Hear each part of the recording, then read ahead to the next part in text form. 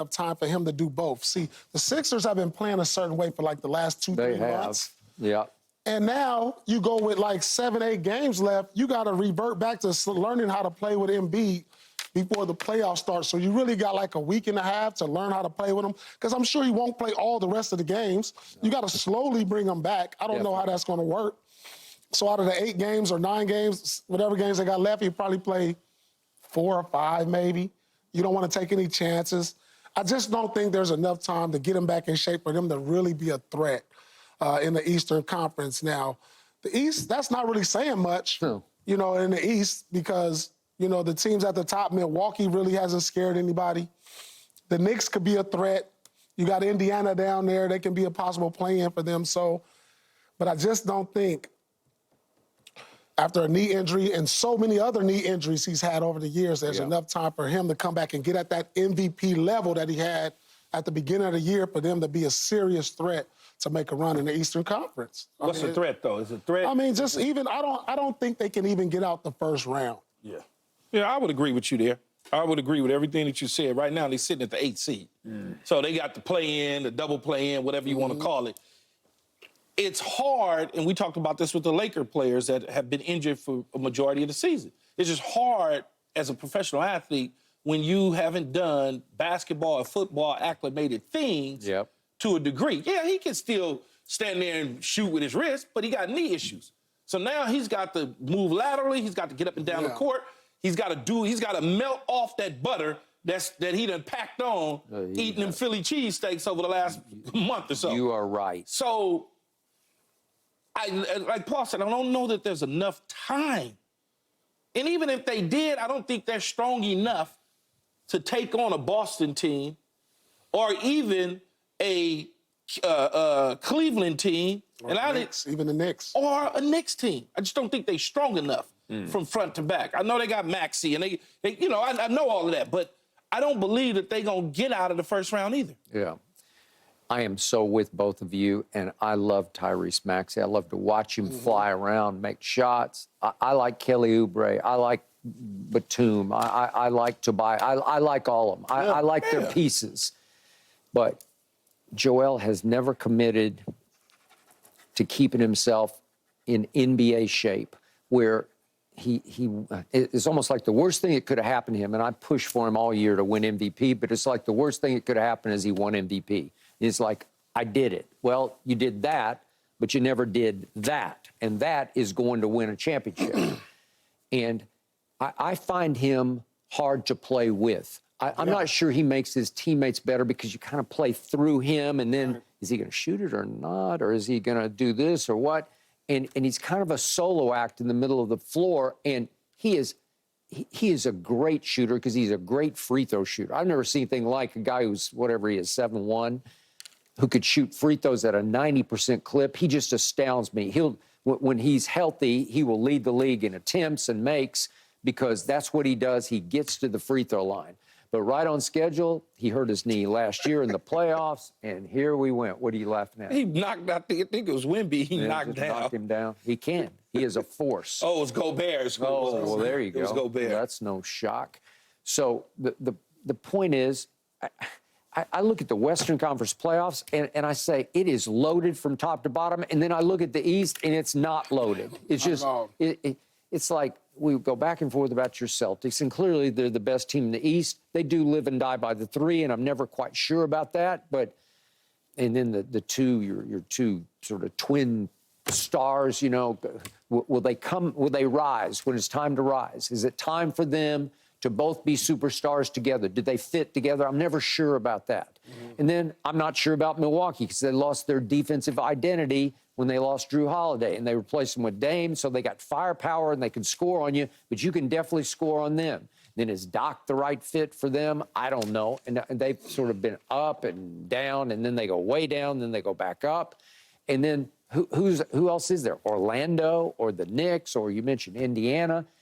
They all have their moments, and then they fall back. It's just, it looks like a clear path for the Celtics. And I don't see the Sixers doing much, if anything. They're not going to make any noise. It's too late. Yeah, I think it's just too late. I mean, NBA shape and practice shape is It's two different things, Skip. Yeah. I tell you, in the summertime, I've ran beach stairs until I got on that NBA court. That first game, I was winded. Didn't matter what you did. Every NBA player will tell you that. And the guy his size, you know, he's not sprinting full speed coming off a knee injury. So it's just not the time to get in the rhythm, to get in the shape, to get the chemistry back. Yeah, he'll be a threat with his presence. Maybe that can help you out, but. Yeah. Just to make a run this late, it's just hard for me to see. I know a lot of people in Philadelphia, and everybody gets down on him because he won't commit to nutrition and fitness. It's just not what he does. He plays his way into shape, and he had a scope, and it's not a big surgery, but when you're 330 maybe, that it's just not. But he's a big dude in general. He's though. just a big, he's human being. If you look at his trunk, Yeah. I mean, dude is wide, man. He's just a wide. There's nothing. You know, I hear people always saying he's out of shape. He's out of shape.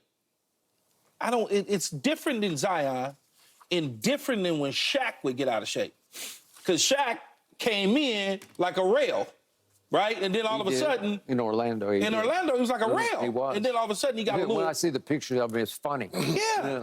So, but Embiid, to me, has always looked like this. He's never been like a rail, then all of a sudden, he blew up to look like just a huge dude. He was always big to me. Yeah. And mainly his trunk. Yeah. His lower body. I had somebody call me from inside the Sixers asking me before his draft, did I watch him at Kansas, which I did a lot. Obviously, you played there. And one of the insiders said, what did you think of him? And I said, he is going to be a force of nature in the NBA because he is so gifted with his hands. Got such great hands and touch for a man that big. Well, he had back issues and foot issues, and he had to get his foot fixed. And then he basically missed the first 2 years of his career. And once he got right, he got really right. But then last year in the playoffs against the Celtics, right on schedule, his knee bothered him, you know, and he's limping around with a knee brace on. So I don't know. I'm just not sure you can ever trust him to take you to the promised land, but he already won an MVP. We'll take him. Yeah. Would you? Yeah. You got to be healthy for 2 months. We'll take him. Available 2 months in the playoffs of health. We'll package him up with something. We'll take him in L.A. Well, you take anybody in L.A. We'll take him. Y'all want to give him to us? We'll take him. Who? Anthony Davis? I didn't say all that. I just said we'll take him. Asking. Would you take Joel Embiid for Anthony Davis right now? No. I wouldn't even think about No, I wouldn't. Yeah. Not a chance. it. MVP or no MVP. You don't got enough to get him then. I'm just saying, we'll take him. If nobody don't want him, we'll take him. Right. Okay. Well, don't you like what you got? Yeah, but don't mean we got to get rid of what we got to get him. Let's just You get got to him. get rid of a lot what you got to I get him. understand that, but if nobody want him, we'll take him. No. We'll figure it out. You're going to take your chance with Joel. He's the MVP. No, MVP. I'd rather have Anthony Davis. Sorry.